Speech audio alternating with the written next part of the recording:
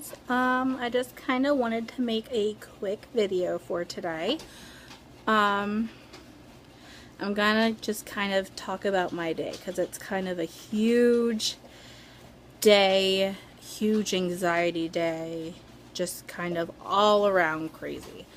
I'm sorry if I kind of look off camera or off to the side. It's just because like my dogs are walking around and I get easily distracted, so kind of bear with me for that. It's kind of like just something I do. I can't really help it.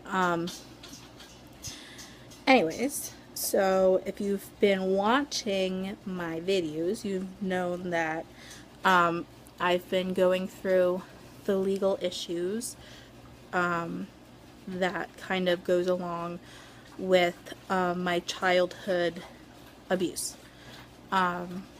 Today was the last trial, and my stepdad that molested me actually pled guilty to everything, and I didn't need to go on the stand. I didn't need to do any testifying. It was very smooth, very easy, but I didn't know that until I walked in. He only signed the papers this morning, so last night I was shaking in bed all night. You know, all the what ifs. Do I need to get on the stand? Am I not getting on the stand? Is he going to look at me? Does he want to say something to me? That's all I can do to describe this situation. But the good news is it's over. It's done. I don't see him for another 3 years. He's going to state prison. And it's a 17-year sentence altogether, and that's with a deal. If he didn't take it, he would have done 50. So, I mean, it's a lot of evidence, a lot of, and besides that fact, you know, my series is on my anxiety and tips and that kind of stuff, so that's what I'm gonna get to. Like I said, my anxiety last night was awful. I just laid in bed shaking. I hardly could fall asleep. Hardly slept at all. I was up every like 2 hours. Just, my nerves were shot. I just couldn't take it anymore. And then this morning I had to do some drug tests for my new job. And that was crazy. And then I had to rush back to get changed to go to this trial. And then I found out that he did sign the papers for the deal. So it kind of brought it down a little bit. But when I heard the judge start talking, it just hit me like a ton of bricks. Like, holy crap, this is actually happening. It's insane.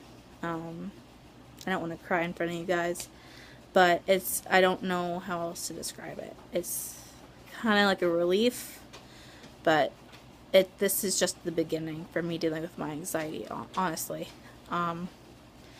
It's the end of the nightmare and the start of hopefully getting my anxiety on check.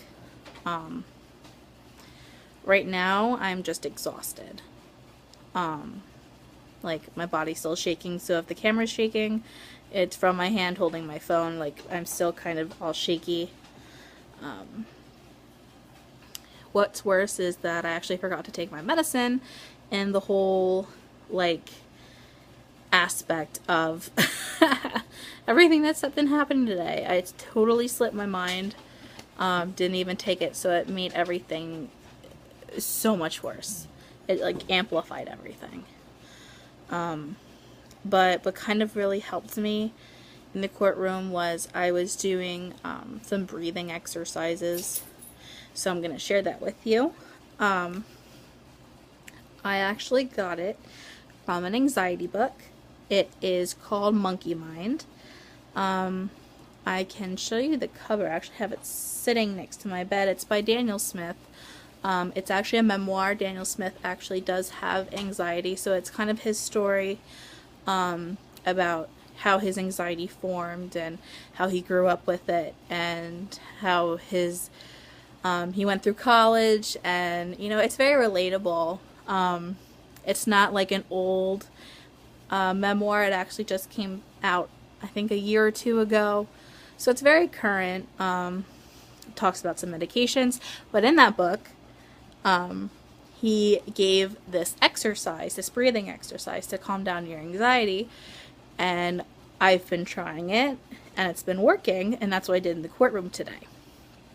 Now I'm going to kind of do the exercise as I'm telling you. What it is you breathe in your nose and you count to 4, and you have your hand, okay, like kind of on your stomach, like just you have it there, and you're looking at your stomach going in and out as you're breathing. So you have your hand on your stomach, you breathe in through your nose for the count of 4 and breathe out for the count of 6. And I learned that this technique works for people with anxiety. Now, I don't know if it works if you're having a panic attack versus an anxiety attack, because they're completely different. Like for people with anxiety, in my research that I've done, we breathe from the top of our lungs versus the whole lungs. So we hyperventilate easier, and it actually throws off our blood chemistry, our pH balances. And this breathing exercise is designed to use your whole lungs and normalize those pH balance issues. And you kind of just do it until you feel better. And honestly, it works kind of instantly. So I'm going to kind of do it with you. Okay? Hold it out. Go. And you're looking at your hand rising and falling. And you just kind of keep doing that. For me, usually about the 3rd breath that I take, I'm honestly feel calm. So that's kind of my tip of the day for you. That's what I use today in my courtroom. Also, I'm going to kind of give you guys that are more into self-harm, burning, that type. If you are a cutter, if you are a burner, I couldn't have done this. I have, cut. I haven't burned, but I've cut. To feel that sensation of the cut, of the pain, to relieve your anxiety, if that's what you do to calm down, I've learned that holding ice cubes works, because at first you don't kind of feel the pain, but once you hold an ice cube long enough, it does hurt. And I've actually been helping students at my school with that tip too. And it actually has worked a lot. A lot of my bipolar students have been using it, and they said it's awesome. So I can kind of give you a link to that article too that I've learned that from. It's from people that go through dialectical behavioral therapy. So it is a therapy actually used, actually researched. So I'm not just telling you this because I made it up and I think it's cool. But it's actually a therapy used, and it works. My students have actually found out that the ice melts too quickly, so they actually freeze like half water bottles. They like dump out half of the water bottle and they freeze it solid overnight, and then they bring it to school and we keep it in our freezer. And whenever they need it, they put it like either like on the side of their neck, like in the crease of their elbow and their forearm, under their armpit, something to like squeeze, something to hold, and they get that pain, they get that sensation, but it's not hurting you. You're not hurting yourself, you're not harming yourself. And it's a really good transition from cutting to kind of stop the cutting, stop the burning. So that's kind of my tips for the day. Like I said, I'm going to be kind of doing this for a while. I'm going to be spreading this around Facebook and Twitter and my anxiety group. If you go onto Facebook and type in anxiety disorders, it is a private group, and it does have several admins. I believe they're up to 4 or 5 now, and they're awesome. And everyone there has a anxiety form of disorder, and they're very helpful. They're awesome people. I can tag in like I did in my first video. All of the Faces of Anxiety videos and the anxiety group direct link. You guys can find me on there. You'll see me on my Facebook because it is, you know, kind of my YouTube name. My YouTube name is my real name, so kind of easy to find. If you want to talk to me on there, talk to me on here. I'm kind of a personable person. Let me know any comments. If you want me to talk about a certain topic, I definitely will. If I don't have any personal experience with it, I will research it and kind of give you my opinion on it.